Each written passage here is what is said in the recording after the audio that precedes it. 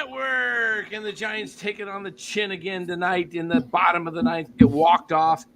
And they have now lost 5 in a row to fall 3 games under 500. Let's get into the game. Welcome, Los and Eric. Another pathetic offensive performance minus Elliot Ramos. I think Matt Chapman had 2 hits tonight, and Ramos 2 hits, the big home run to tie it.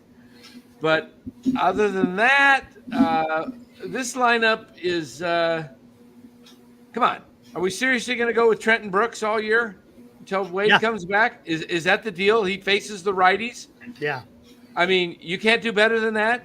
I mean, you can't go out and make a trade. You can't do A.J. Preller-like stuff. And, each game counts, Farhan. You think it's early, but these games count just as much as games in September. And if you miss this out on the playoffs by a game or two, you're going to look back and say, gee, man, I didn't do anything to improve the roster in the month of May. And now I'm going into June. And, this is come on, guys. I mean, nothing against Trenton Brooks, but you got Blake Sable down there that could play first base, and he's got major league experience. And he's got some pop in his bat. And, I mean, Brooks is okay of a player, but he's – How old is Brooks and how old is Sable? 28 Brooks, 25 Sable, I believe. There you go. There's your answer. Yeah, Blake Sable. I'm guessing he's 25, and I'm guessing Brooks is 28. I assumed he was, but let's just look real close here. Roster. Trenton Brooks is 28, yeah, and Blake Sable is 26. Okay, so he just must have turned 26. But right off the rip, Nick with $5. Thank you, sir. Is this going to be a short show? Because I got a million things I need to rant about. Oh, shoot. I thought you were going to say you got $1 million you want to send out. Brooks is a joke. Yaz is a joke. Yeah, I mean, the whole you know what? You guys, go ahead. Go ahead. Go for it, Los. Oh, man. I mean, the Yankee series is still in my mind, to be honest. That was a reality check. That was Ali in his prime versus Tex Cobb. That's what that series felt like.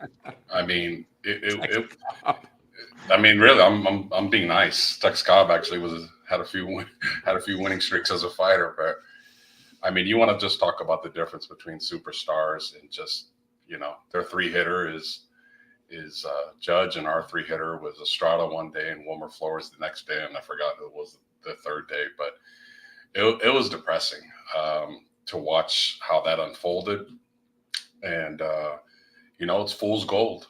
We have a ton of casual Giants fans that really sincerely think, and they continue to lower the bar and continue to just hope and pray this team just makes the playoffs.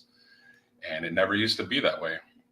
Us Giants fans that have been around for a long time, we expect more from this organization. We expect to just not just make the playoffs. And we've come to now, too many of us have accepted this type of expectation. Let's just get in and catch lightning and hope that something good happens. And to see our ballpark taken over by Yankee fans, I don't know. That looked almost worse than Dodger fans taking it over. Like, it was loud. And they had a "Let's Go Yankees" chant, and Giants fans didn't say anything. They just let them keep chanting. You go to Warrior games, and there's a lot of Laker fans there, and they start trying to do their "Let's Go Lakers," and the Warrior fans immediately like, you're not having that. They'll drown them out, and they'll start chanting back. But wow, Giants fans look almost defeated. It was bad, and I think they're still recovering because they played a lifeless game today against a pitcher that really is not very good at all in a hitter's ballpark, and they put up 2 runs. I don't know if they're going to sit Matos for a long time. Maybe this is just a day or two to let him kind of reassemble and take a mental break, because he's getting into bad habits of swinging. They're pitching him outside. I mean, anybody that can watch the game can just see they're throwing him away. He's trying to pull everything, which means he's rolling over or popping up. He needs to start going the other way because his boy Ramos goes the other way with pitches on the outside. So I don't know if they're going to sit Matos for a long time, maybe until Slater comes up. But I find it hilarious that Yaz with 160 at bats and is hitting about 208 is, again, nothing is said, but a guy that has about 75 at bats, about half, is struggling, is now all of a sudden going to be possibly sent down. So again, like we always preach, there's different rules for different people on this team, and don't think that doesn't piss people off on the team. They see it, and when people get rebellious, they don't exactly want to come to the yard and play good ball if it keeps spiraling like this, and I think that's what's happening. Yeah, I'm going to get into we'll get into the game here shortly, but just before the game when the lineup came out, it was Conforto being back, and then lo and behold, Matos is out of center field and Yaz is in there, and Ramos in right field. I think that's going to be the outfield for the foreseeable future. I really do. Yeah. I think unfortunately Matos has probably played his way out of center field, but you know what? I think that's bullshit. You got Yaz out there. What is Yaz how much better is Yaz over Matos? You got to give this guy time, right? He's going to make mistakes, but you got to figure it out, because what is he going to do anything much better than what Yaz is already doing? Really? Is he? He's not. Yaz has been a big leaguer for 6 years. How long has Matos been a big leaguer? This is his first full year. So he's gonna make mistakes. I get that at the plate. He's been playing decent outfield, right? For the most he's part. Still batting higher than Yaz. There you go. I put out some statistics today. I did the same thing with Stathead. I was like, how can you play Yaz over Matos when their numbers are fairly similar?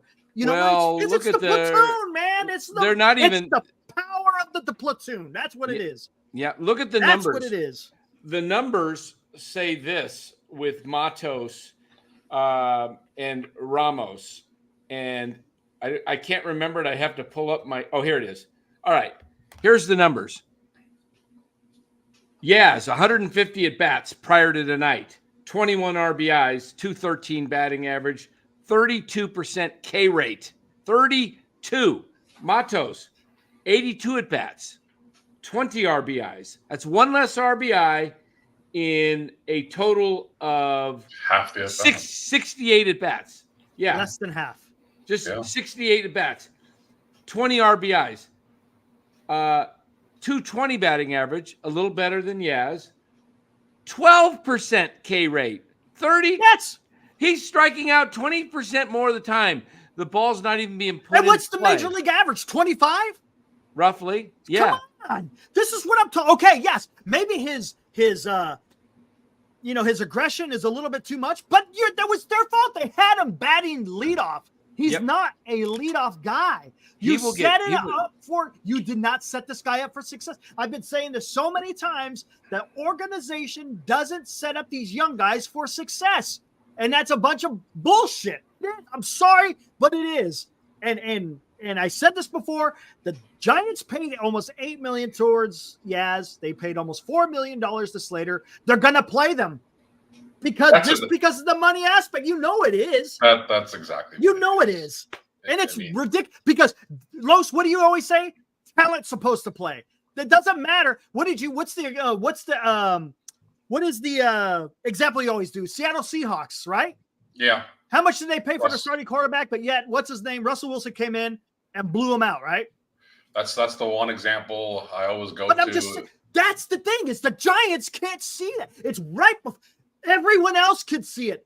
I mean, even the fan that's maybe not as invested, that does know anything about baseball, will see. Come on, man. What's going on? We can even stay more local here with the 49ers. Lynch came out, and so did the owner, and said that Shanahan came to the owner at the end of training camp, Brock Purdy's first training camp, and said, our best quarterback is our Mr. Irrelevant. Yeah. And York was like, damn, I mean, but they did not play him right away. He was the best quarterback, but he didn't play. Why? They just gave Jimmy Garoppolo all that money. So all the money. Were forced to play the guy that wasn't as good because they paid him.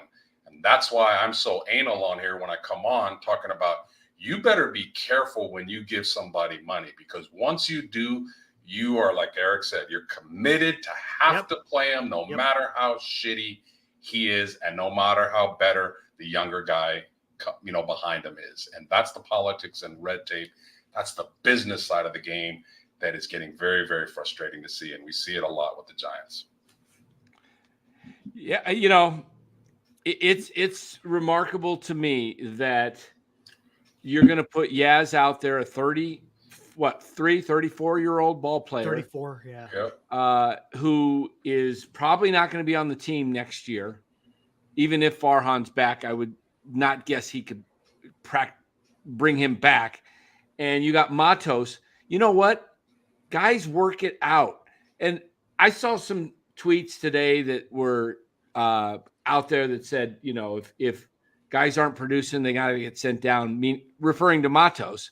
And I'm like, look, Matos was player of the week in an insane week, and then he struggled. He's somewhere in the middle.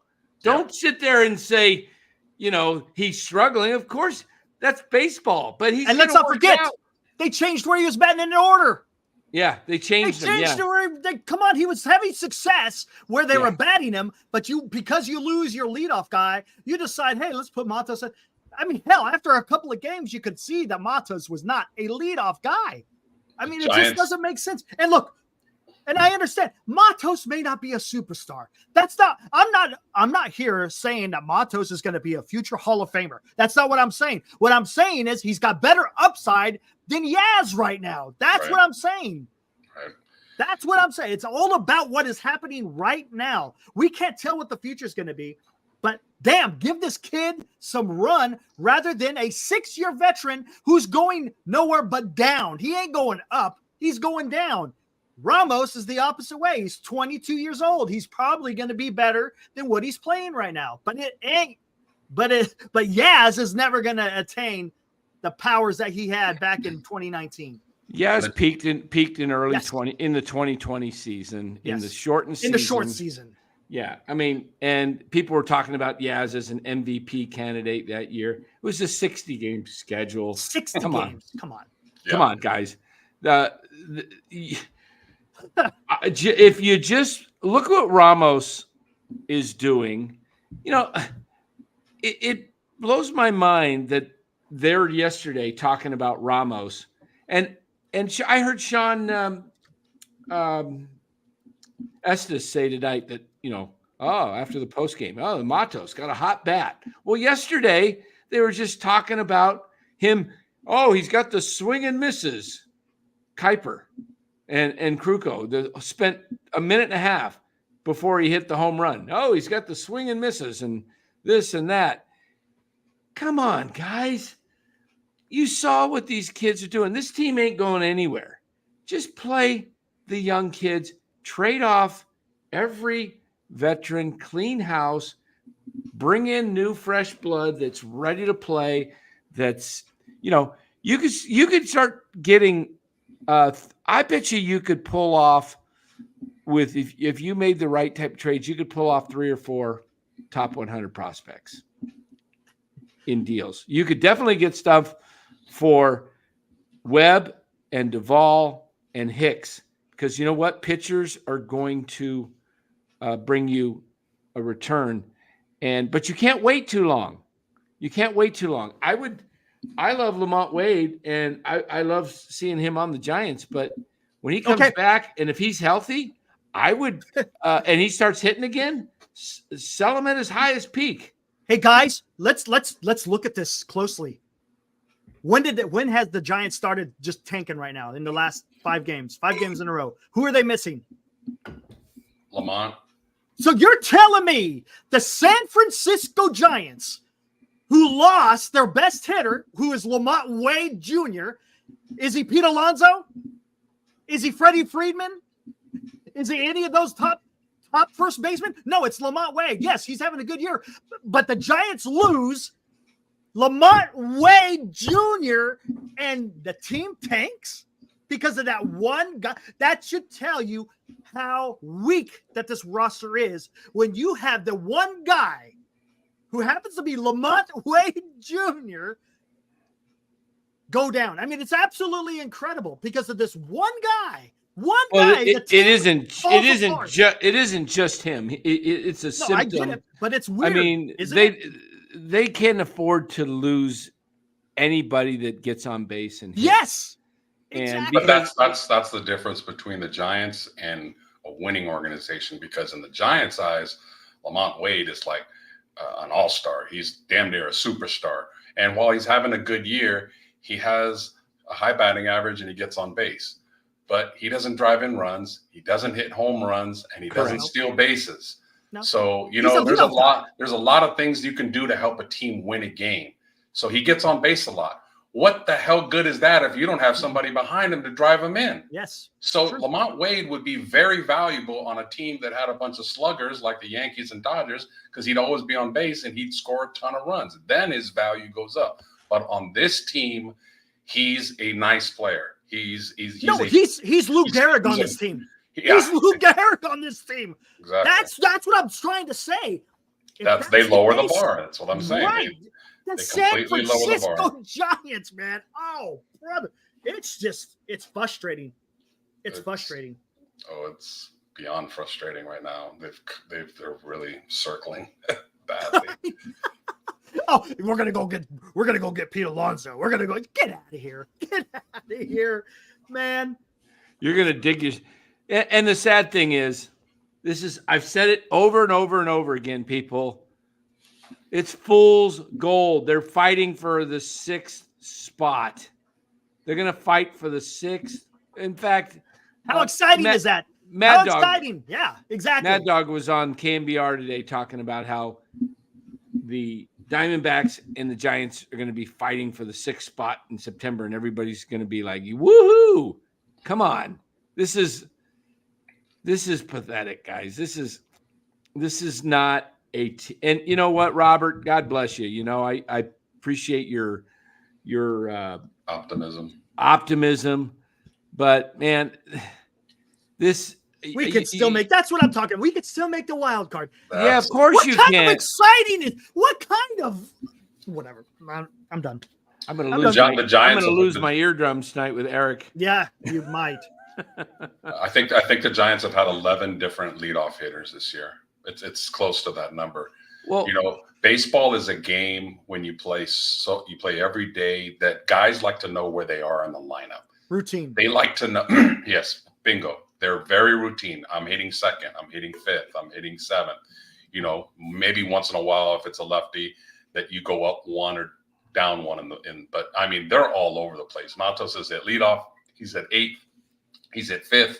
Ramos has hit leadoff. Soler has hit leadoff. I mean, they're just juggling, and there's no continuity whatsoever. And you wonder why the team is struggling. And they come to the yard every day. Am I going to play today? Where am I going to hit today? Baseball players where am I hitting? Baseball players are very, very, very fickle and very routine. You notice pitchers never step on the third baseline; they always jump over it. Yeah, they're very superstitious about a lot of things. Yeah, exactly. So it's a mess right now. When I said I thought the team would play well when the young guys came up, I was banking on that with their pitching holding up. I was banking on Snell eventually coming around. I mean, I know I talk crap about him, but I thought, okay, he's going to be okay at some point. He always does come around, and he may very well, but I didn't expect him to be this bad. This is bad. And now he's going to be on the shelf for however long. Webb is a concern because Webb seems to just, when he faces a good lineup, he is getting hit. And that's a little concerning. He's dominating teams with weaker lineups, but when he faces the Phillies, Yankees, and the Dodgers, boy, they're right on that sinker. He does not fool them whatsoever. So Webb is kind of having an okay year. Harrison is just, his command is just all over the place. Keaton Wynn is hurt. Cobb is not going to do, we can't expect anything from Cobb. So The problem with the Giants is even if these young guys are starting to develop. Oh, by the way, everybody said Casey Schmidt couldn't hit. Look what he's done when he's came back. He's been doing pretty good. Hitters make adjustments. They always do. The more they play, they're going to make adjustments. And during 162 games, you're going to have guys that are getting into slumps. Even the best hitters in baseball are going to get into slumps. That's just how it is. It's just amazing how the Giants see when a young guy gets into a slump, it's like, that's it. You're done. Goodbye. Adios. Sayonara. Bring in the vets. And the vets have been in slumps for years. And the young guys have been in slumps for weeks. Yeah, it's not weeks, it's years. It's years. Damn. Yeah. How many weeks has Yaz been in the slump? Oh, about 112 weeks. But you're gonna kill Matos and Casey because they've been in the slump for 2 weeks. There you go, Bora. Giants are a historic franchise. Exactly. You should be going for the World Series every year. Expectations are so low, as he went on to say. Yep. All right. I got a little exercise. I just got word in that the Giants lineup, I just got a little text from the team and found out how the lineup is set. Here we go. So if you guys want to, Los, pick a player, and Eric, pick a player. Who are you? And pick a hand. Go ahead. Pick a hand. Pick a hand or pick a player. What are you doing? Both. Pick a player, pick a hand. The right hand. And who are you? Elliot Ramos. You're batting fifth tonight. Okay. Eric, Nice. Who are you? Matt Chapman. Oh, you're leading off tonight. Okay. Get on base. I'll drive you in. Oh, man. Okay. Ramos. You're seventh tonight. What? Okay. What happened? He was fifth. Yeah, he was the fifth. Oh, you're Ramos. Oh, you were Ramos. Oh, sorry. Yeah, pick Ramos. That was Matos. that was Yaz. Yaz. There you go. I will never be Yaz. I will never be Yaz. Hey, Trenton, come on over here. Pick a hand. Okay, hey, you're in the 8th slot tonight. What, Coach? You're lucky you're in the lineup, Trenton. Get out of here. Is this how they put the lineup together? They just, draw numbers out of a hat. They walk up and picking straws. Picking straws. I mean, come on. This lineup. Hey, does Bob Melvin did he use openers in San Diego? I don't think so. Does I don't think anybody he know? did. I don't think he did. Does anybody know if Bob Melvin used openers? Because if he didn't, that's one more indication that the lineup was handed to him. Right. We got a bunch of super chats in here, all of them by Nick. Thank you, Nick. $5. Pevovic and Baggerly taking victory laps after game 2 of the Philly series last week. Now what, homers? Help is on the way with Slater. You kidding me? Oh, I tell you what, when I saw that tweet by Pavlovich, I let Dan know, and I responded to him. I said, the silver lining, those are the words he used, the silver lining as in, oh my God, the cavalry is coming. Is Slater and Ahmed and Conforto are close to being done with their rehab. When he said that, I ripped into him. I haven't been blocked yet. I haven't been blocked yet. I did too, Los. I said the homers are, and I made a comment about that. And look what happened, guys. He blocked them. I got blocked. I'm on deck. I'm on deck to get blocked. I got blocked. I'm on the on deck circle, swinging and warming up, ready to be blocked. Yeah. Nick with another 5, and Kruko continued his bashing. Negging Howard after a rough inning, and Ramos all weekend. Nagging, I guess. I don't know. Hey, Kruko, when are you going to bass Crapman and Smell? Smell. I love it. That's awesome. Blade and his last one. Damn, Nick. Oh, no. Maitland Eagle this time. I'm sorry. Thank you for the $5. We're in June, and Farhan is still throwing shit in the wall to see what sticks. Yes. Why was there no bunt with the man on first? No outs at the top of the 8th. He had no. How come they didn't advance the runner? Because Ramos came up and got a base hit. They would have freaking put him ahead. They would have put him ahead if they advanced that runner. let me play this out for a second. So, pretty Unbelievable. safe to say Farhan does not travel with the team on every road trip, correct? I don't think Correct. Okay. Safe to say he is doing the lineup. Can we all agree to that finally? He is doing the lineup. You still are hedging on that? No. I said it from day one. He's so. Yeah, you calling did. the lineup. 100%. You said it from day one. Okay, Yep. can you imagine he's not traveling with the team? Can you imagine how this goes? Okay, they just finished a game against Arizona. They play a night game tomorrow. He's not there. Can you imagine this fool actually getting on the phone tonight or tomorrow morning, whatever conference call, and talking to Melvin saying, well, this is what I see. Why don't we go with Ramos leading off? He's swinging. Can you imagine him saying that? And Melvin just going, yeah, okay, that sounds good. Why else? Trust me. There's a henchman who's probably traveling with the team who will speak for Farhan. Why the hell would you allow a guy like Farhan, who's never played the game?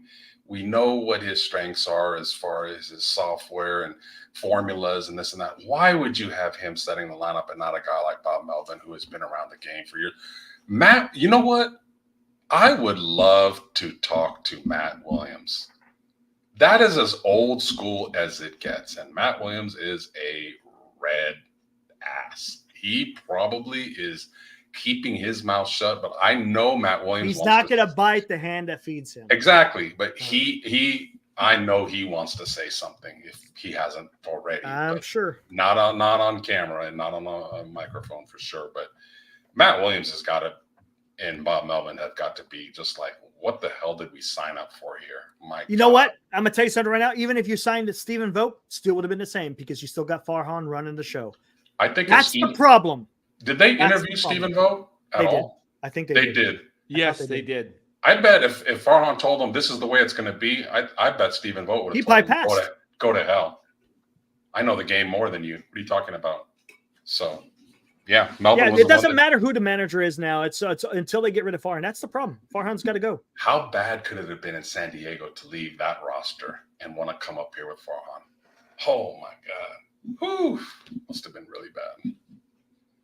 It just blows me away. It just blows me away. The Giants have got to be the only team in baseball where the vice president or president of operations, I should say, is making out the lineup and is setting the rules. This is Moneyball. This is Moneyball. Exactly how the movie played out. Hey, Lou, check your text. Real quick, Spencer Howard, he did well today. I guess we could get back into how we've already been diatribbing for the last 30 minutes. Spencer Howard did okay. Why doesn't he just start? Why did they got to throw an opener? What's the problem? I don't get it. Seems like he could have pitched at least 5. He's doing better than what Snell's doing. He's doing better than what Wynn's doing. I don't know why they just don't start him. I can just see it now because you've seen the movie. Melvin finally grows a pair and he tells Farhan, you know what? I'm not playing Yaz anymore. I'm playing Matos. That's it. I like the kid. I'm just going to ride with him and see how it goes. And Farhan, after a couple of days, is Matos in the lineup? Yes. I go, no, he's not. Why? Well, he plays for the Tigers now. I just traded him. I could see Farhan like wanting to get his way. And if Melvin finally decides to be rebellious and actually make a baseball decision, Farhan could say, the guy that you want to play, I'm going to either drop him to sack or I'm going to trade him away. Now you have no choice. You have to play my guys. That is a dictator, man. That is where we are with this organization. We understand that, Robert. The players have to execute, but who put the roster together? Yep. Come on, Robert. Who put this roster together? Yes, players have to execute. I'm not letting them off the hook either. But who put the roster together, Robert? Come on.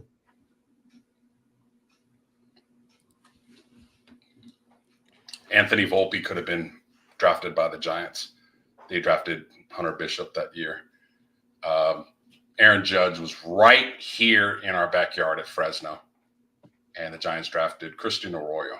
That was before Farhan. So the Giants have missed even before Farhan on a lot of good players. And in our backyard, local guys that we know, and they still passed on them. So, man, when you can't draft, when you can't develop, when you can't trade because no GM other than the Mariners respects you, you're up shit creek about getting talent in here. You really nobody wants to. Yeah, people aren't going to want to trade for him because. And you can't sign free agents, at least good ones. There's a lot of talk out there about these free agents and that, Sabian couldn't get free agents here and there. Well, you know what? Giants ownership put a certain restriction, a number, pretty much cap them. For the Giants to have gotten Judge or anybody else, they would have to go $100 million over what everybody else is offering. And don't even start the Juan Soto stuff, please, because they're not getting Juan Soto. They could get Juan Soto if the bar for Juan Soto is 10 years, 500. You're going to have to go 600. Okay. Yeah. Juan Soto will not come here even for $60 million a year because he would not have fun playing baseball. It's too long of a year. He'd be like, I could go make $45 million and have fun, or I could be depressed all the time playing here for another $10 million. No one's going to want to play for Farhan. And by the way, that extra $10 million I'm making, California taxes are going to get about a whole bunch of it. So what are we really doing? The Giants have a lot of obstacles to overcome, but the number one is they have a losing culture franchise right now. That's their reputation under this front office. Bottom line. They are the laughing stock of lots of baseball. Trust me. They are looked upon. I mean, you heard it from last year. You heard it from players who left the organization. You heard it from sports writers. You've heard it from Mad Dog. You heard it from A-Rod on national TV. During the playoffs, talking about people don't like the analytics. Players don't want to. They want to play for a manager like Bochy. What do you think they're saying? Okay, stars know what's going on. Look, the people who love this platoon stuff are the players that can't make it in the big leagues on their own without being platooned. So they're going to want to sign with San Francisco because you know what? Instead of getting 140 at bats, they're going to get 300 at bats. So that's why you attract these fringe players. They're Lou, you're right. They're not going anywhere for at least 3 years. They are totally screwed. Could be more than that. It really could. I think the potential for a lineup in 2028, 2027, there's potential there. There's potential if they get the right person in here.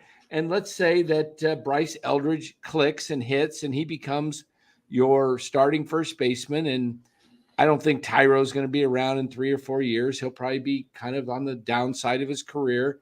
But you can find maybe one of these shortstops you've picked up and is developed. He's at second. Maybe Walker Martin is your shortstop. Casey Smith's your third baseman. Elliot Ramos is out in right. Matos is in left. And Jung-Hoo Lee's in center. And Marco's your DH. What are you seeing, Dan, when you see Matos' swing and struggling right now? Are you chasing? I see. He seems to be, when you're in a slump, you're taking fastballs right down the middle, and then you're swinging at pitches, and getting yourself out. That's what I'm seeing with him. He's getting a little pull happy, and he's not going with pitches away, which is when he was hitting well, he was kind of doing both. But I think there's a combination going on with him. I think the fact that he's batted leadoff, he felt the pressure. I just got to get on base. Yeah, he's and not instead of driving in the runs is what he obviously shines. And I think the talk of Slater coming and, he's pressing to, I got to prove I belong. And so instead of just going up there, relaxing, going with the pitch on the outside, like he's done in the past, he's trying to yank it and pull it and make an impression. He'll make adjustments. Look, Luis Matos, if you look him up, he batted over the league average last year, which was 240. He batted 250 in a short sample size of about 250 at bats. He's down to 220, but he can quickly. He's only got 82 at bats. If he in the next 18 at bats, if he got, let's say, 6 hits out of 18. Let's see, where was he at after tonight? He was, hold on, I'll look up his stats. I know he had 82 at bats. I don't know how many okay, I got it right here. Luis Matos this year is 18 hits in 82 at bats. So if he goes 6 for his next 18, he'll take his average up from 220 to 240, just like that. Okay. So when you're under that 100 your batting average can go up or down pretty quick. It's not really until you get closer to the 150, 200 mark where your average doesn't move so crazy. But I know ultimately it's on the player to make adjustments and get better and see the pattern of how pitchers are pitching him. But, Pat Burrell is the hitting coach. And I never liked that move because Pat Burrell was a guy that was a dead pull home run hitter. He didn't hit anything to right field. How is this guy, his whole career, who, basically was maybe a 230, 240 hitter at best, hit a few bombs. He had a nice run in 2014. They picked him up on waivers from Tampa again, the lightning in the bottle again. And the Giants are kind of known for that. Cody Ross, not exactly a Hall of Famer, but he got hot that year. So did Pat Burrell. But Pat Burrell as a hitting coach, I never liked that move because he's just not a pure hitter. And what is he going to teach? Is he going to actually tell Matos, hey, man, they're throwing you cutters and sliders off the plate. You need to go the other way with them? Because that's not how he hit. I heard a story that Matt Chapman kind of turned his season around and started hitting because somebody named Barry Bonds had a few talks with him in the cage. Yep. What would it take to get Barry Bonds I don't know if he would take the job. Maybe he doesn't want it. But my God, if that was our hitting coach and you can work with some of these young guys and even with some of the vets, I'm telling you that lineup would hit better. But I guess that's wishful thinking. I don't even know if Barry wants the job. But not a fan of Pat Burrell being our hitting coach. Pat Burrell, lifetime batting average of 253. That's better than hit 292 homers. So he hit quite a few homers. His biggest season, he hit 30 in 2007 33 in 2008 with the Phillies. In 05, he hit 32, then 29, then 30, then 33. So he was averaging in those 4-year period about 30 homers a year, but he was also striking out 130 to 160 times a year.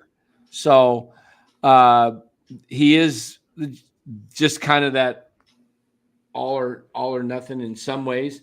I mean, he did drive the ball when he hit it. He had pretty good exit velocity, but you got Barry Bonds there, right, Los? I mean, how many times have we heard guys that hit a home run or did something big and they said, well, I worked with Barry today before the batting practice. Sable did that last year.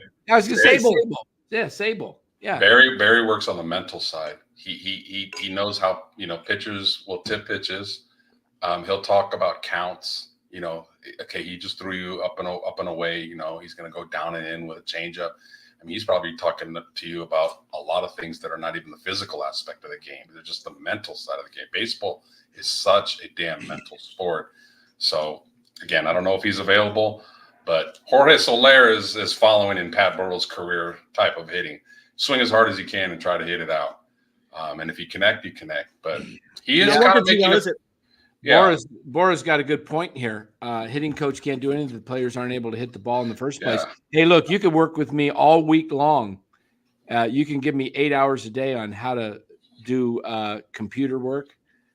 It ain't gonna connect with me, man. It's just no, absolutely. That's 100% right. But my point is, you have to have somebody in your ear saying, "Look, they're pitching you away. Right, they're consistently pitching you away. Look for it." And drive the ball the other way. You got this big hole on the right side open, so it's not that hard. They're gifting you a hit.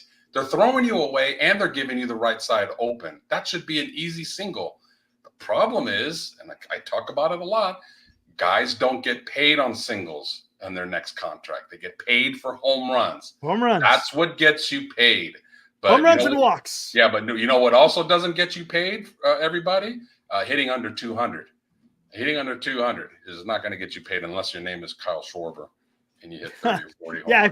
if you're hitting 25, 30 home That's runs. where the game of baseball is right now. You can hit 200, 210, 220, but if you got 30 or more homers, you're going to get paid because the value and the art of hitting, other than very few examples, is gone.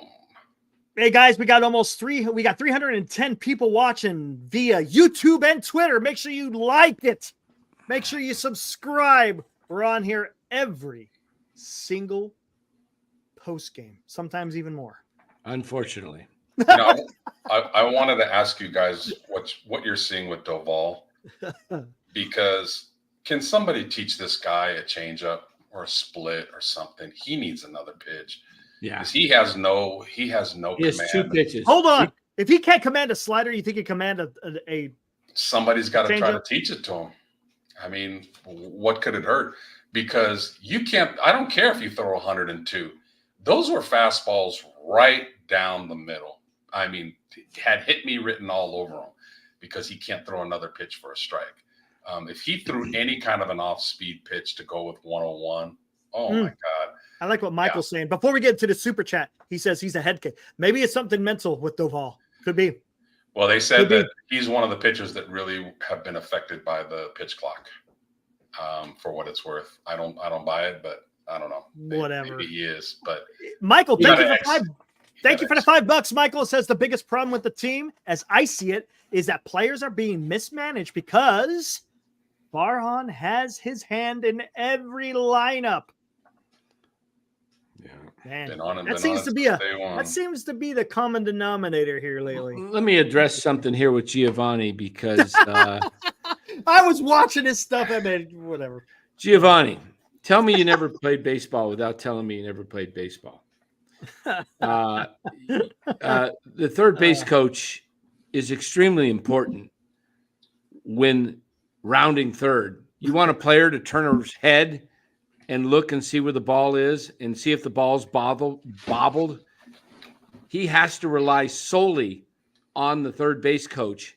And Matt Chapman, I will say this about Matt Chapman. He is a fundamentally sound baseball player. Watching him run the bases tonight, and on that base hit by Ramos to left center field, he was running with the pitch, and he was not going to stop. He was, Giovanni, just to use your example here, he would have kept running if there was no third base coach, because he ran as hard as he could until he got the stop sign. Because you know what? If Gurriel started to throw that ball and it bobbled it or anything, he's going to just keep on chucking. But he wouldn't see it if he had to turn around. So I don't know where you're coming from when saying base coaches are comical in baseball. And you know what? It's the manager, if you knew anything about baseball, that puts the signs on and lets the base runners know if he's got the green to go or not go. It has nothing to do with the base coaches. Giovanni, you failed baseball 101, okay? Yeah, here's a sign for you, Giovanni. That basically means you don't know what you're talking about. Gosh. I'll do it again. Sign language. Oh my goodness, Giovanni. Don't make comments. There's a better signal than that, though. Oh, I was trying to be cool. But No. yeah. Let him have it. Let him have it. Come on, you guys, please. I don't know, Giovanni. You just showed you don't know anything about the game to make a comment like that. That is just unbelievable. It's like, come on. I want to be known for. Come on, Giovanni. I want to be known. here. Giovanni, get out of here, dude. I want to be known in this. Get out of here. On YouTube as having a very intelligent audience. Yeah, Giovanni, I'm being a tough guy on YouTube. Sure, got it. We want to have intelligent people. That's why we break things down sometimes, and we'll tell you different things about the game. But we're just trying to have a damn discussion here. And when you come up with some of this stuff, Mr. Good as Gold, yeah, you're supposed to come on the next day. My word is as good as gold. You were nowhere to be found. Well, man. we already know.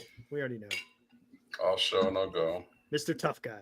He's afraid to show up as Giovanni because it's he showed up before as what was that one? Red Man, he has so many, it's not even funny. I can't remember the name he showed up under. Rap album. Rap album. Yeah. Save the People. Moves like Abdul Jabbar. Yeah, all of those. All right.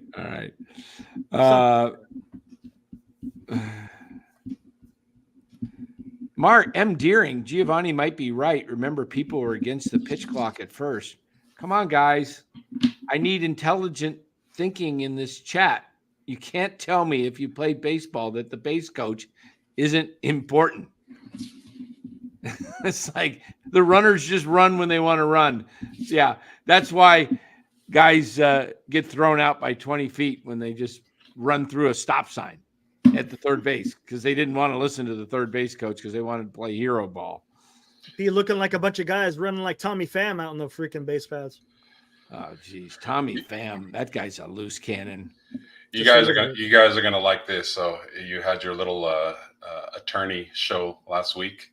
Oh yeah, where you both did well. You know, prosecution and defense, you both did well. That was so. I wasn't on that show, but if I can chime in honor of the late Johnny Cochran, this is what I will say: if your players don't fit, your team is full of shit. You got Ahmed playing shortstop when you should have Bobby Witt. Look at that! He worked on that one. Look at that! Wow. Look at that! How long did it take that one, man? When I was watching the replay of the show, I said, "Oh man, if I was on there, I would come up with some kind of a Johnny Cochran rhyme." But that's pretty good. I had to think of it. So it's pretty good. Love don't fit, you must have quit. If the players don't fit, your team is full of shit. You got Nick Ahmed playing shortstop when you should have Bobby Witt. Hey. All right, then. Not bad. Got a little rhyming skill. Yeah, there we go, man. Nice. We haven't even talked about Ramos's opposite field home run today. That was a monster. It wasn't really an opposite. It was almost right center. Almost dead center. Was it? Looked like it was a little bit right center, no? Just to the right of center. The deep part of the yard, though. How far do you think that went? 430. Arizona is a really good hitter's ballpark. No, it is, but still. Yeah. Oh, Ramos is looking nice. Remember 3 weeks ago we were kind of throwing it. I don't know if we did a poll on it, but it was Ramos versus Matos. Matos was the hot flavor of the month. Ramos might actually have, when it's all said and done, fundamentally the better swing going. Yeah. You know, he's consistent with going the opposite way. He's patient. He takes pitches. I'd like to see him not strike out as much, taking called third strikes. But like he used to be, what got him in trouble was he was overly aggressive, and that's where Matos is right now. He's not swinging at a lot of bad pitches. So, yeah, I'll take a few strikeouts looking for better plate discipline. I like what I see from Ramos. You know what Elliott's batting right now? 280 something, right? 290. Ramos is up to 280 something. 295. Ooh. 295. 295, and it's starting to be not too small of a sample size. Let me tell you what he's got in terms of at bats for the season. 295. That was his third homer or fourth? I think it was his third. But Ramos has 88 at bats now. Batting 220 or 295, 88 at bats. Where Where would you guys like to see Ramos in the lineup every game, no matter who's on the mound? I think I like him fifth. I like him fifth, and I like Matos second. Yeah, that'll work. And I would make, I wish they had Marco, because I'd probably bat Marco third or fourth. Boy, I tell you what, they would really, really make a lot of fans happy. Well, not everybody, but if they moved off of Slater and gave Marco 4 at-bats every game, being a DH, and then spot him here and there, wherever, I'm telling you, the kid can hit. The kid can hit. I mean, knock him for his defense, and it's justifiable. He needs some work, but he can hit. And my God, this team needs hitters badly. It has for years, and we have one. So find a way to get him in the lineup. Move off of Soler. I'm telling you, the Braves would take him back. With Acuna out, the Braves would take Soler back. And you might have to pay some of his salary, but move off him. Let Luciano play once he's healthy. Yep. We get a lot of people every night that come at me with the hats. I've tried to tell you guys I like hats. I like collecting hats. And it's just part of the show. I wear the winning team's hat. Yep. If the Giants would have won tonight, have the hat on. But matter of fact, you had the jersey on not that long ago. I did. I was excited because the kids were playing, and they were playing exciting ball, and but you know what? I'm not ashamed to admit this. I'm more of a fan of the kids, of Schmidt, Ramos, Luciano, Matos, Harrison. And you could say some of those guys Farhan drafted. So I'm not anti Farhan altogether, because I like a couple of the guys he's picked. Bailey is another guy. So I like seeing the kids play, and I like seeing them. Doesn't it seem like Bailey's an old vet now, and he's only been here just over a year? Yeah. I mean, didn't he come up like last May, and then he stuck in May, and that was it? Yeah, because of what's his name? The injuries. The injury from what's his name? The guy they signed for that 1-year deal. What was it? I can't remember his name. I know who you're talking about. Yeah, I can't remember. Remember, he threw out his shoulder. Yeah. And then Bart was injured and everything, and it was just So, Sanchez? No, it wasn't Perez. That's who it was. Yeah. Yes, thank you. But just to point this out, I am more. Look, guys, I know you guys. A lot of you guys live and breathe and die with the Giants. I did too in my 20s and 30s and 40s, and even into my 50s. But as you get older, you start wising up, hopefully, and you start seeing things for what it is. And this whole thing with Farhan, I was excited when the Giants signed Farhan. I bought the Kool-Aid that he was going to be the guy that was going to turn the franchise around, because they were crappy in 17 and 18. And, that was it. They fired Bobby Evans, and they said they're going in a new direction. And they found a guy that the game's above him. Okay. If he really understood the game, he wouldn't be doing some of these analytical moves that might look right on paper, but in the psyche of the player, they screw with the player. They screw with the vibe of the team. Remember when they were winning, even though Luciano had made a couple of errors, they were still winning. But where did the focus go to? Not on winning, but let's the focus was on the error. And all the Giants media, it got put on that. And the kid had just hit 3 for 4 Friday night against the Mets. They were winning, and there should be no issue. But he allowed people within his organization to have that mindset. And the mindset should have been, hey, the kid's making errors, but look what he's doing at the plate. He'll get it. We got to give him time. No, They focused on Luciano at that we can't have this, and all of a sudden the feel of the team started to take a different turn. At least I felt it, and I'm sure a lot of you felt it. That when they pulled them for 4 games, the statement was made: you don't belong here. You don't belong. And you know what? I get 1 or 2 games, but not 4. Yeah. Yes. Not to your number one prospect. You either play him or but they didn't want to send him down right then, because then it was like a knee-jerk reaction. And so what they did is the game he played, any little mistake, we got to pull him. And they pulled him, and they came up with a tight hamstring. Yeah, that's it. You could say a tight hamstring to every player on the team, and it's not verifiable.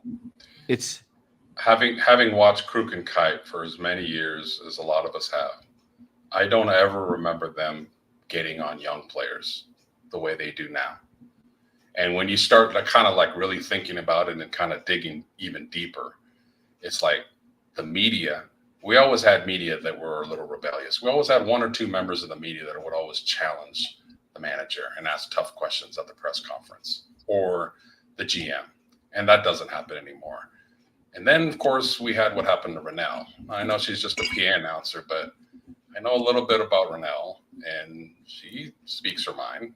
So I'm just kind of thinking, you add all these pieces up, and it just kind of tells me that this ownership and this front office really, more than ever in any Giants team or era that I've seen in my lifetime, really controls the narrative.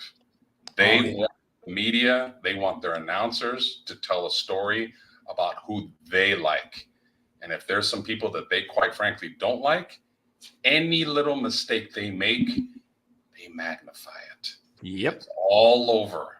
But then when somebody else does something, I mean, it's pretty obvious, guys. You got to be blind or you got to be deaf if you don't see it and you don't hear it. It's pretty obvious. Yeah, and that's bad.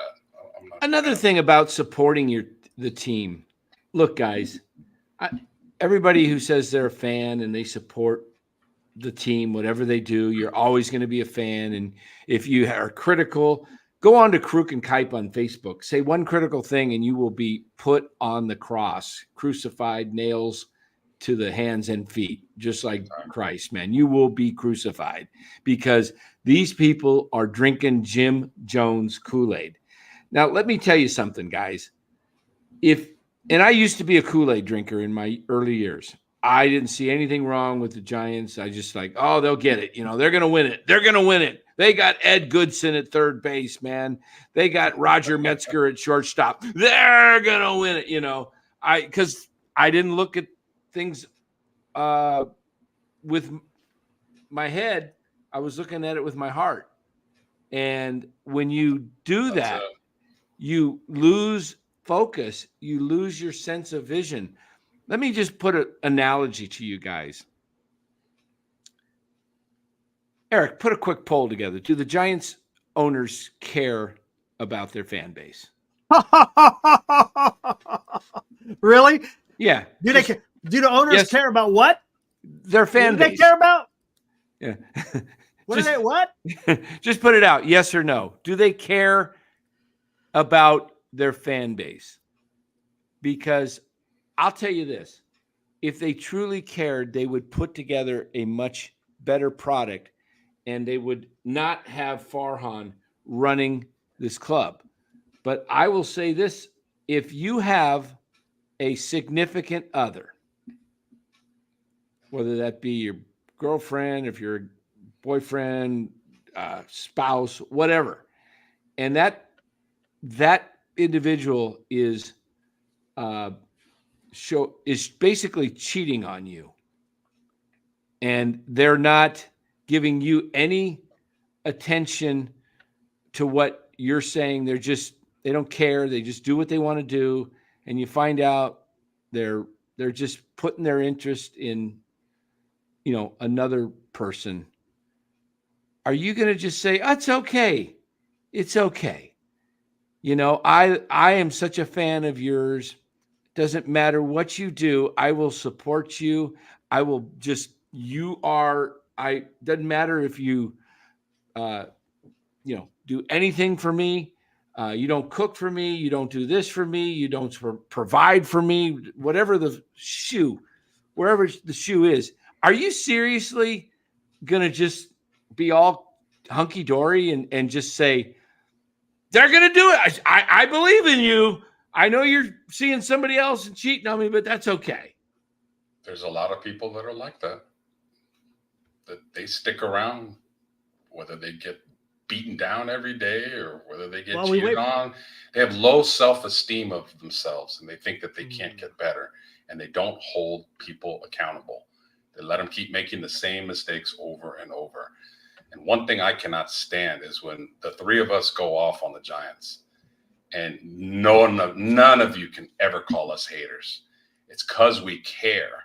It's like our kids. When our kids act up, we discipline them. It's not because we're hating on them. It's because we want them to learn the right way to do it. Now, we're not perfectionists. We don't know everything. We're wrong quite a bit. But when we see continuous mistakes over and over and over again to our organization that we have loved for decades, hell yeah, we're going to say something and we're going to call them out. Doesn't mean we're haters at all. It means that we care and we want them to do better. There's nothing wrong with that. Thank you. Michael Roeder, $2. Thank you. Wisely's been playing very well also. Yeah, he's been doing pretty good. He's hitting the ball. Hey, I have a question for Giovanni. Just ignore him. I just want to ask him a question. Did you fail reading comprehension or just social activities of trying to read a room? He's just trying to get your go, doesn't he? You can't figure out, Giovanni, that I do not think the Giants care. I'm just wanting to find out what the others are thinking.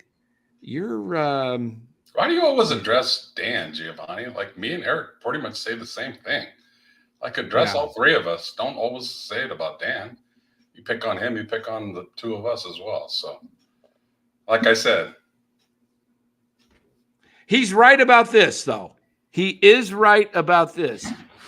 There's a lot of cupcake fans out there at the ballpark at Oracle.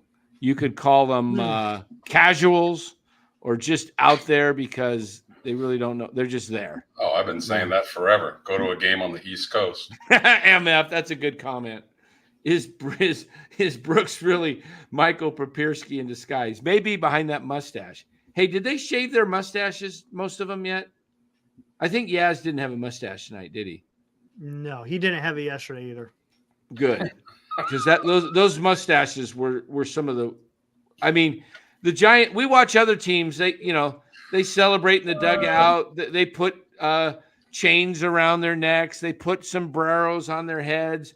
They do kind of crazy things. The Giants grow Hitler mustaches. We're out of May. We're in June now, so I mean, get rid of the Jeff Kent look, man. Porn star. Another $4.99 from Nick. Emptying the clip tonight. Thank you, Nick. Exactly right, Los. Kruko has been bashing Ramos and Luciano as well as the beat writers dopes. Yeah, exactly. It's all because they're all paid for. But then Wash smells bunghole. What a joke. Wash his bunghole.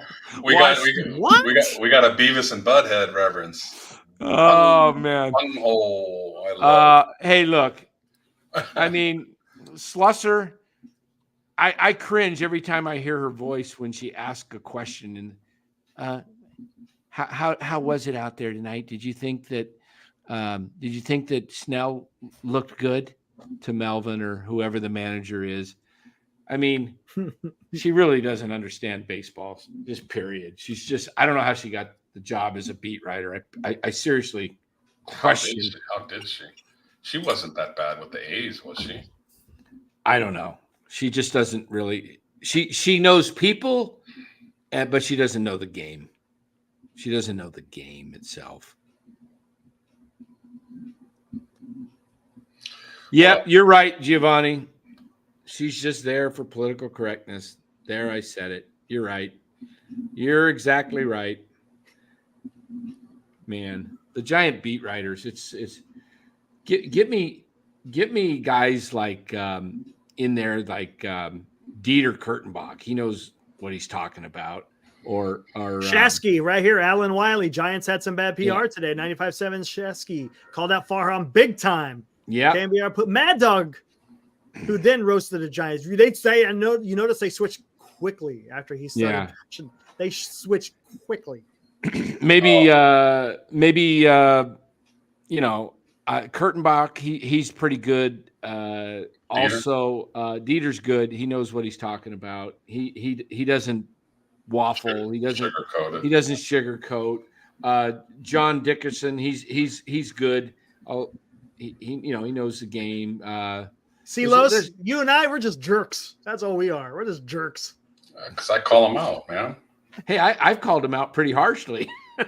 All the time. Yeah. But you're a cool cat, Dan. You're a cool cat.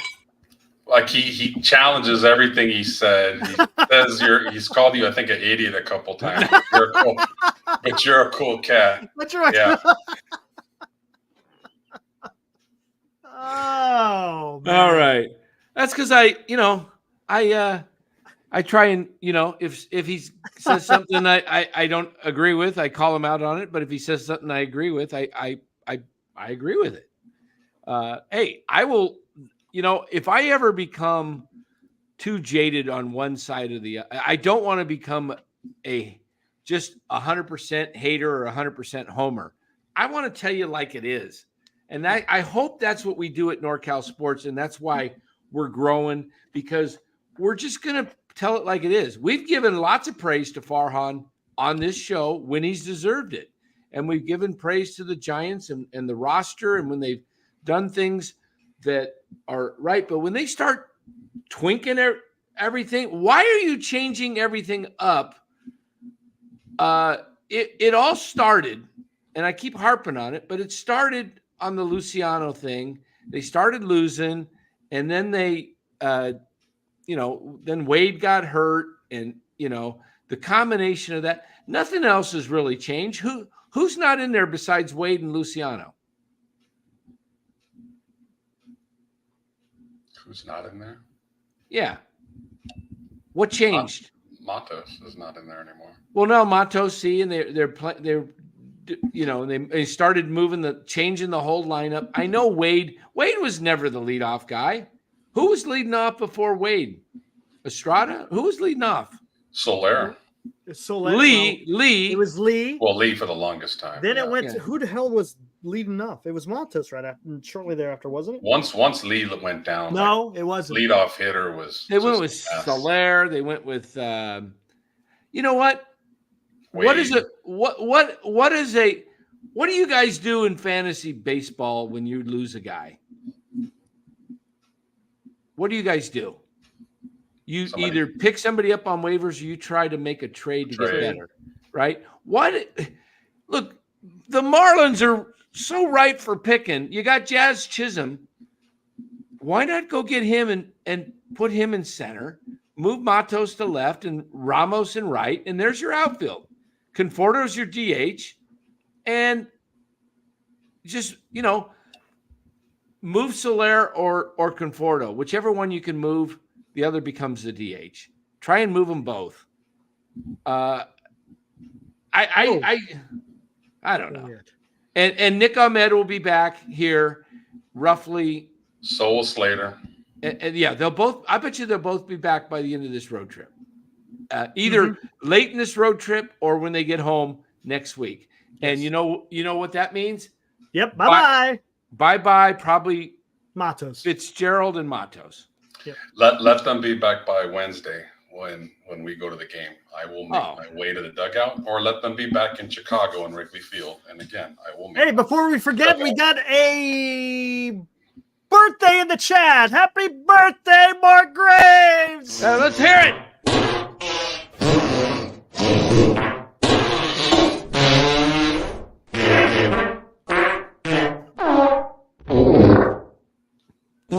Happy birthday to you. Wow. Hey, man, happy there we birthday, go. Mark Graves. There you go, Mark. Yes. Hey, Will B, did you send me that thing? Let me look at my Collusion.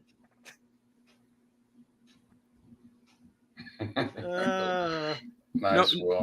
no collusion. No collusion. No, I was not at the game tonight. I won't be there tomorrow night. I will be there. Los and I will be there Wednesday, maybe with a live update. Maybe, huh? You know what? If We might do some marketing that we've been talking about there too. Yeah.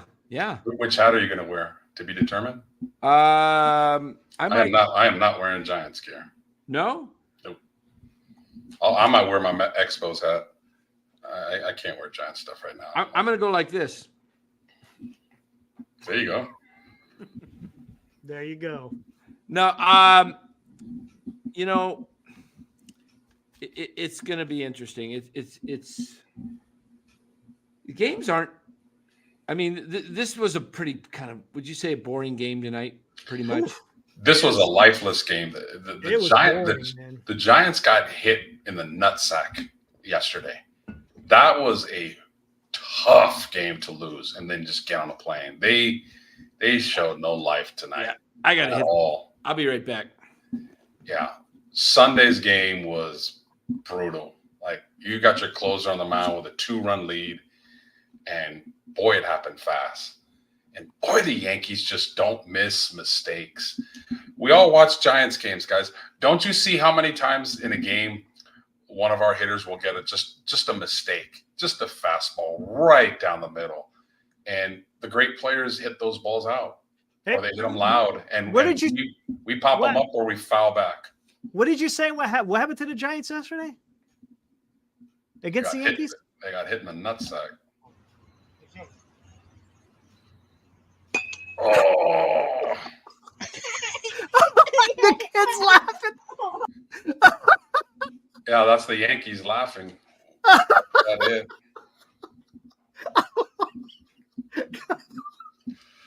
Oh, brother. Woo! Yeah. Oh, my goodness. Well, what was more upsetting than just the loss was how the Yankees just pimped it. I mean, from running around the bases to stepping the way they did to, tossing the bat to pointing to, I mean, they just showed the Giants up. I mean, and the Giants could do nothing. Baseball is still a game of etiquette, and the Yankees just basically kind of spit on the Giants when they won that game. They spit on them, and the Giants did zero in return. That's what made that even more frustrating. Look at all those Yankees fans there, man. Listen to the crowd. Listen. Listen. That the Giants always take over Petco. This is turnabout is fair play. Look at all those Yankees. Look at them. Yankee Stadium West, man. That's what this has become. Keep playing. Oh, you can play. Oh, you want me to keep going? Yeah, I was gonna say, watch him hop step it around third base. Oh yeah, he. Oh yeah. He does that every time. He really hot dogged it. Did you guys say Yankees? What? We're gonna have to do a hat show one of these days. I've got 6 more coming this week. So right now, I'm thinking this is my favorite looking hat. Oh, it's a classic, man. It's so clean. I mean, you know what, guys? Call me what you want. Don't matter to me. It don't matter to me. Well, let me piggyback what you said a little bit earlier, Dan. Like, he's right. When you're young, all you know and all you support is your team and your players. You get a little bit older, you start appreciating other teams and other players, the way they go about their business. At the end of the day, yes, the 3 of us are Giants fans. Guess what? We're also baseball fans. We also like it done the right way. When we see it done the wrong way, yeah, we're going to push back on it. Yeah, I'll tell you, I love to watch. When you get older, you appreciate. Look, guys, do I want the Giants to win the World Series again and again? Yeah, but you know what? I lived from 1968 till just 1989 just to see him get in the World Series. And then it took all the way till 2010. So it took 40 plus years as a fan to watch him win a World Series. 40 plus years, 42 years. And then they won every other year. I would love to see him win again. But you know what I appreciate now? I appreciate good baseball. And when I watch the Dodgers play, when I watch the Yankees play, when I watch the Phillies play, or the Orioles, or the Astros recently, I just kind of like, wow. I'm like, because look at what we have to watch. Just look at the difference. And you see that, and it's like, dang, that is so.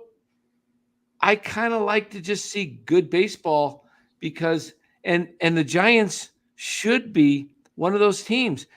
Guys, we're not the Pittsburgh Pirates market, the Kansas City Royals market, the Tampa Bay Bucks. Heck, we're not even the Oakland A's, who that market, you have a franchise that is worth $4 billion and getting richer every year, and they have one of the top 5 revenues in baseball. Listen, Giants, what's happening? Okay, as a guy who's managed in business, my job was to analyze what's going right, what's going wrong. We're not selling this month. Why are we not selling when I had 24 reps that I had to manage? What is it? Okay, I got to figure out what it is. And when we're hot, okay, I've got this. Okay, so the Giants have to look and go, what isn't working? Well, let's see. We watch ball player after ball player after ball player come in and make our yard look like a little league yard. And yet for us, it looks like the Polo Grounds, right? So what's wrong with that? Okay, we're not getting those type of players. What is it? Well, we're not developing them. Okay, so we're not developing them. Why are we not developing them? Because somebody down on the farm that's job is to develop must not be doing the job that other teams are doing. Because why do other teams bring in people that can smoke the ball all over the yard and it doesn't hold the ball inside the ballpark, but we can't hardly ever get one out of the park? And I think the Yankees at one point had 6 home runs to our 0 until, or on that homestand. It was like we went 3 or 4 games, no home runs. But then who hits the home runs, guys? Who's hit the last home runs? It's Schmidt and Ramos. Mm-hmm. Okay. Now yet these guys are from the farm. Okay. But why can't we develop? And they're not consistent home run hitters. They only have between them like 5. Okay. Yeah. So it's not like these guys are just, tearing it up. But we've got to find the right type of player and then develop them. I don't think the problem is you can't be drafting that bad year after year after year and just striking out with draft picks and saying, oh, man, we just didn't get the right guys. There's got to be something to be going on with the development, too. Come on. And to add to that, Dan, just like Slater and Yaz, whoever this developmental team is supposed to be, they're not losing their job. They're not being held accountable. Year after year, they're not developing people. When you're not doing your job in the real business world, you lose your job. But in the Giants organization, there are just certain people, no matter what their position is, whether they're a player, front office, developmental, people don't do their job and they still keep it. So what does that say about them? And how about this? And if you can't develop, you should be able to go out there and get some decent free agents. Has Farhan been able to do that? No. He's over 3. He can't trade. He can't develop, and he can't sign free agent. Right. So what is it that you do good? What is your skill set? Somebody in the media ask him that. Saves this. Did he have anything to do with Mission Rock though, Farhan? Nothing. No. What is No, that's the ownership group, and Oh, they're look. That's my point. Ownership did that without Farhan. So what is he there for? They did this without him. What is he doing? Is he Andy Dufresne? Is he clearing the books in Shawshank Redemption? What is he doing? I don't understand why. Look, if I was running this team, had the money, I'm the owner. I'm just like, okay. If I'm the owner, I'm obviously filthy rich, right? Because to own a franchise, you got to be rich. So if I'm buying a team, you buy a baseball team to you make your money by being good, but you make your money by being consistently good, and then not by making money every year after year on a higher, you have a surplus. You make your money as your franchise value grows. That's where you make your money. The Giants are growing despite how crappy they are because of their location and what they have. And so they're worth almost $4 billion. So if I've got that kind of money, what is a million or two more to me to go pay out to a guy that can develop my prospects, because there's no cap there. So if I want to go hog the best guy from the Orioles, say, or the Tampa Bay Rays or the Astros or the Phillies, who's ever got the guy, why don't I just go, oh, what are you making? Oh, you're making $700,000 a year in that position? Or, maybe these jobs are only worth 2 or 3 million. Or 2 or 300,000. I don't know what these guys are making, but go triple their salary. Let's say the guy's making $1 million. I'm going to go pay you $3 million. And that's what I'm tired of hearing about, is all these people giving credit for Farhan. Well, he's really good at keeping the books good for ownership. He's really making the team money. No, he's not. The ownership and developing that land without him are making the money. So my point is, if you're an owner, you're going to be rich and suck as a team, or how about be rich and win as a team? I think being rich and winning is probably a little bit better than being rich and losing. So why not? Farhan being good with the money, he just spent 40 or 50 million on some slugs. How is that saving him money? When ownership is writing Blake Smell his check, I don't know how baseball players get paid. Is it weekly? Is it every game? Is it every month? I think it's weekly, I believe. So when ownership weekly or bi-weekly, when ownership signs that or whatever, Blake Snell check and the Jung-Hoo Lee check, and who else did they give big money? A Cobb. When they sign those checks, Chapman. Is he saving the money? Chapman is, they were paid for him, but is he saving the money when he signed those guys, or did he lose them money? Stop, man. Good point. Stop. Look how many all his 3-year deals have not bared fruit. Stop with the Farhan is there because he makes the owners money. No, he doesn't. Remember all the talk during the offseason? Giants spent the most money behind the Dodgers. Oh, they're going to be they spent money like crap. They spent money at crap. Farhan has shown that he has not spent money wisely. No, not at all. So he's not making the money. The owners made themselves money. So why not get a baseball guy in there, be rich and win? Have your cake and eat it too, Johnson. What are you doing? You got a bad money guy. You got a bad money guy and a guy that doesn't know baseball. Holy crap, man. How do you keep your job with all the people that are unemployed in this country, and this guy still has the job that he does? Niner Empire wants to know how many more subs until 2,000? We are. Hold on. Give me a minute here. Trying to let it. We are 8 subs away. Oh, we should get that before the end of the show. 1,000. 8. Yeah. 8 people away? 8 subs away. Dan's going to recruit about another 50 people at the game, if I know Dan. Before the game, during the game, after the game. I'm always recruiting people. When I'm out and about, I see someone with the Giants hat, going straight to them. check your email out and see if you can put that, Eric, on the screen here. Oh, wait, it's still sending. It's not going through for some reason. File too big? I don't know. It shouldn't be. I don't know what's going on with it. You know what? I'm going to cancel it. Come on, stop it. No, there, cancel. It won't cancel. All right, whatever. Come on. I hate that when it does that. All right. A better question, Mark. Did he get an extension? We do not know. Did he really get an extension? Because this year is still part of the old contract, if I'm not mistaken, because they extended him for 2 years, which is going to be after the 2024 season. I'm pretty sure.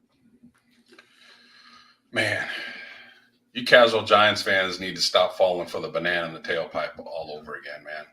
You got to stop. You got to see what's happening here.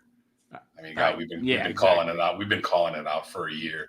You can be stubborn and not see it and be blind and turn the other cheek, whatever metaphor you want to use. But if you can't see that this guy is he's just not good for the team at all. At all. No. And I don't see him changing. You know, some people in business recognize their mistakes and they change for the better. I don't see him changing. Stubbornness is a bad thing, man. Yeah. You ready for me to put that up there, Dan? Yeah, let's see it. This looks like could be all of us here soon, guys. This is Lou sent me this. I don't know where he got it, but especially us older guys on the show here, we're feeling it. We're feeling it. There you go. Look at that, Dan. Rotting away. Nick with another 5 says, Yep. Greg Johnson impressed me with his knowledge on his TK interview. I think the Mad Dog hits lately are him signaling that it's over soon for Farhan. It might be. He did sound, like knowledgeable. You got to remember this. He's gonna have to have some pride in the fact that he's a businessman, in the fact that he's successful, and now that he's been put in charge because Larry Baer was banished from his position for pulling the chair out from under his wife or whatever he did with that phone incident that he lost his job as the public spokesperson. Remember, it was Larry Baer that used to go recruit Bryce Harper in Vegas, and it was Larry Baer that was doing. Well, Larry Baer lost that job, and so we don't really know what Larry Baer does other than beg people to be season ticket holders. But Greg Johnson was made the chairman of the board or whatever. It does sound like Greg Johnson knows a little bit about the game.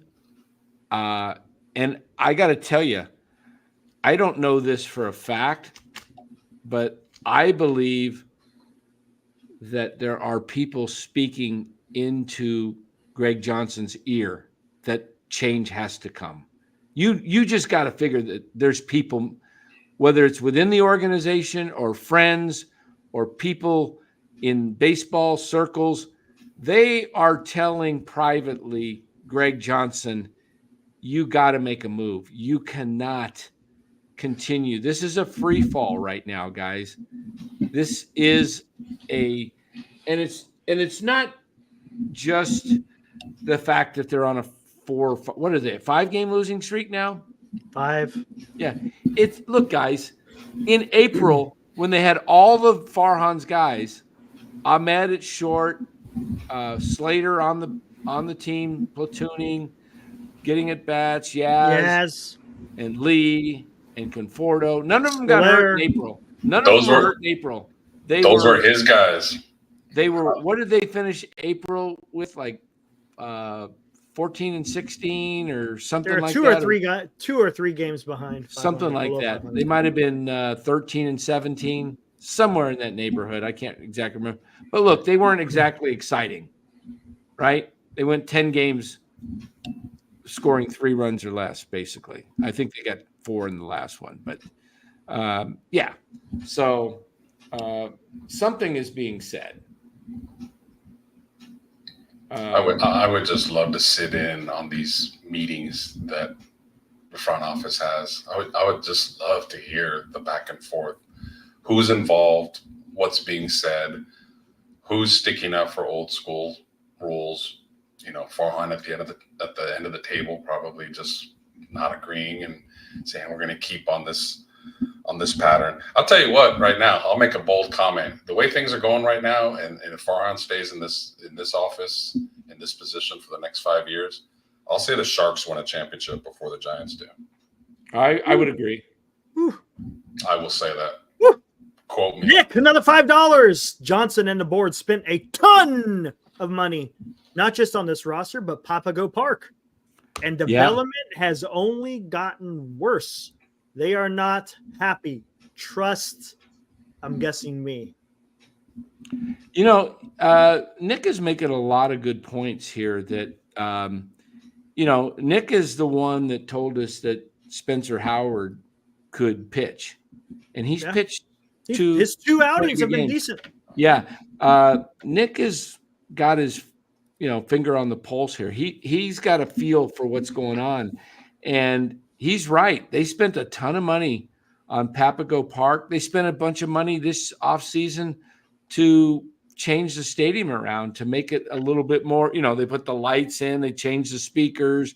They're putting money into the experience, and yet they have just an unacceptable, boring product. Now, who's responsible for that? Who's responsible for the product on the field? Farhan. One man. Yeah, Farhan. So if that's the case, Greg Johnson's going to have to wake up and say, look, who fired Kapler? Greg Johnson. Mm-hmm. It was not Farhan, guys. Farhan was content letting things continue to go. Did you see him at the press conference when after he fired him? He was shaking. Yeah, literally.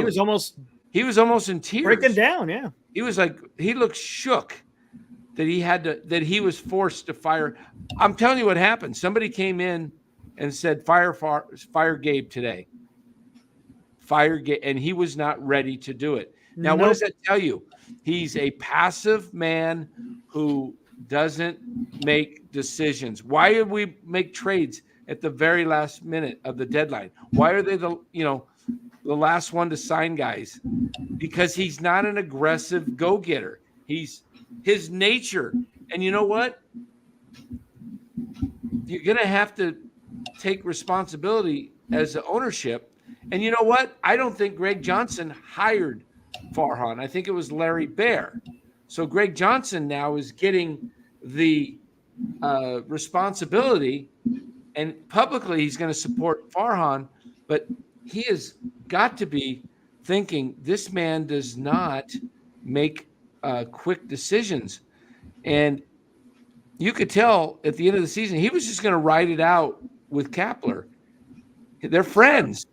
They were together at the Dodgers. And where your Marlins at? You remember when Bochy had resigned and they were interviewing guys for the jobs? Yeah. And then all of a sudden, Kapler got fired by the Phillies. And who became the top? I mean, who was jumping for joy? Farhan's going to, against a lot of people's questioning of the hire, he went ahead and did it anyway. Mm-hmm. And that was a red flag right off the bat. Yes. Is he picks his guys. He just picked. I mean, how can you just come off of Bochy the way you did after what he's done for the organization in the city and really say, I'm going to hire Gabe Kapler? I mean, and then move after move after move like keep bringing in these guys that are kind of like past their prime and just, not part of the future. They're just temporary guys for a year or two. I mean, it's just this pattern. It's what he's done. He hit it big in 21. Everything came together. And you know what, guys? That was the worst thing that could have happened in the organization. Because if he had had a bad year in 21, that would have meant every year that he has been part of the organization would have been bad. But he had that one real great run, and that's given him a lifeline. He got another extension. Yeah. Yep. All right, guys. What do you think? Closing thoughts. Give us your closing thoughts, Eric and Los. And we'll get out of here. Let me go real quick. Tomorrow, who's going? Harrison, and who's going for the Diamondbacks? Let me take a look. I'll tell you here shortly.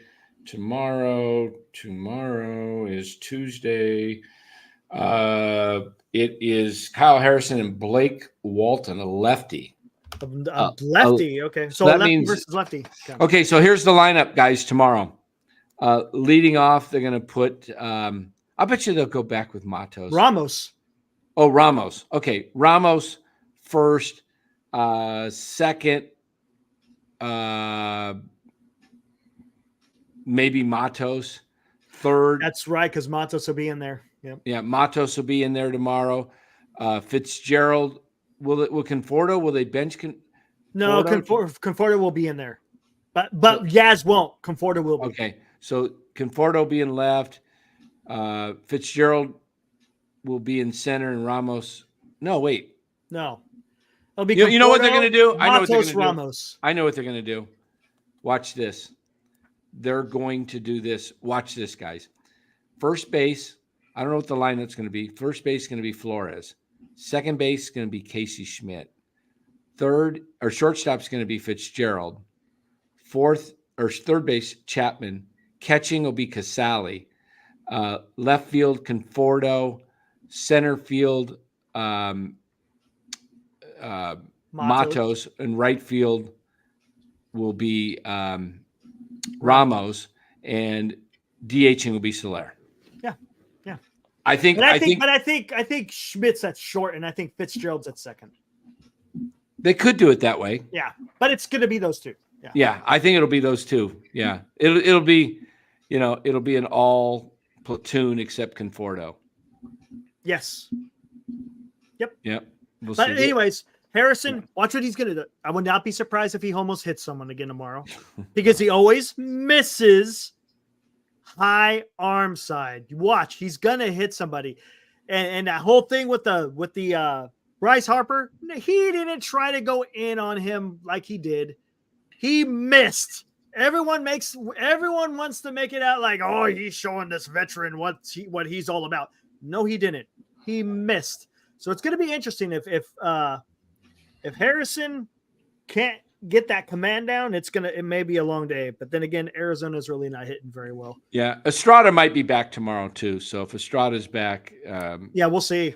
Yeah, we'll see. He might be back at second, but it will be Schmidt at shortstop. It won't be Fitzgerald. Yeah, I'm reading Slater could be, and Robbie just put that up. I was just reading on the Giants that expected return for Slater is tomorrow, June 4th, is what their estimated return date. Oh my God! Along with if Slater.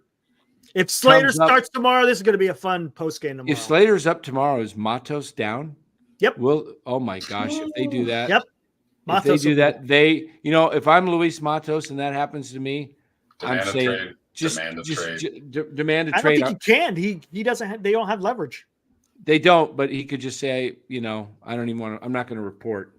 Tell his agent, get me out of here. I would love it.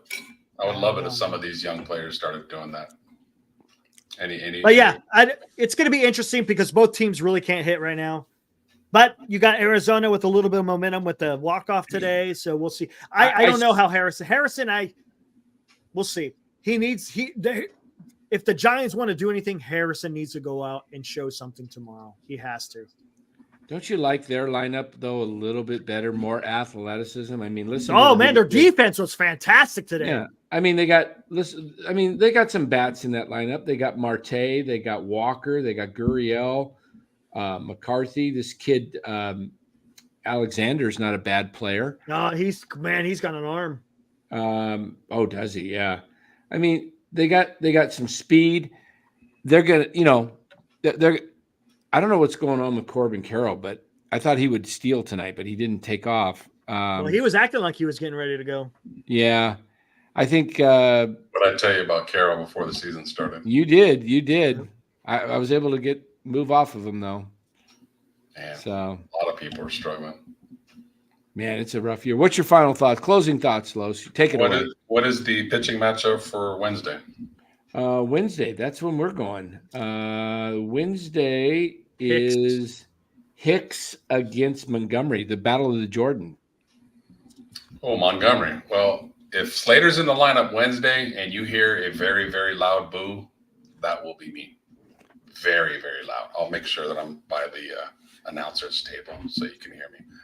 But final thoughts? Well, just in general, not much. Looking forward to hanging out with Dan, going to the game. Like I said, at the end of the day, I'm a baseball fan. Love the game, play the game, enjoy it, love all the nuances and the strategy and everything that goes involved with it. Very much looking forward to heading to Wrigley for the first time in 2 weeks. That's going to be, I'm juiced about that. So, yeah, that's about it. Not too much else that I haven't said already. Cool. Awesome. I'm looking forward to it too, Los. And if you guys, if Slater is in the lineup Wednesday and you hear this, it was not me. I didn't do it. Man, Nice. No warning at all, man. Those are the best.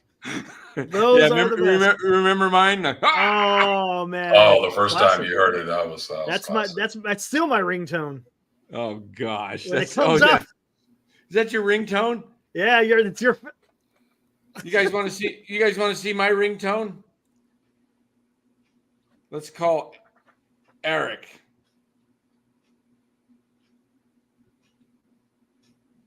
Let's see. Hold on here. Can't do it, Fosse. Can't do it. Not the way the organization is. There's Eric's ringtone. Look at that. Look at that. look at Romo. Priceless. Which one you got there? Oh gosh. That's all right, guys. Thanks for joining us. We'll be back tomorrow night about 9:15 to 9:15ish, probably. Yeah, probably somewhere around there. That game went quick today. Tonight's game went quick. They seem to, when two teams can't hit, the games go by quick. Yep. Yep. So thanks for joining, everybody. We'll be back tomorrow after the Giants D-backs game. Oh, my last thought. I did say the biggest losing streak the Giants will have this year was 6. Oh, no, 6. That's what you said. So the biggest winning streak would be 5. I'm going to change that losing streak to 8. I think they lose the next 2 games in Arizona. You think so?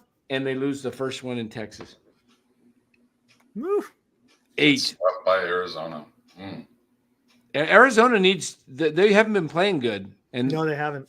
And they need to catch up. They can't lose ground to the Giants. At the end of the day, they still have more talent than the Giants. Yeah. They have more talent across the board. Yeah. They're just not. All right, playing. Everybody. Thank you. Enjoy. Don't forget to subscribe. Hit that like. We'll see you guys tomorrow night, 9:15. Let's get out of here. Woo!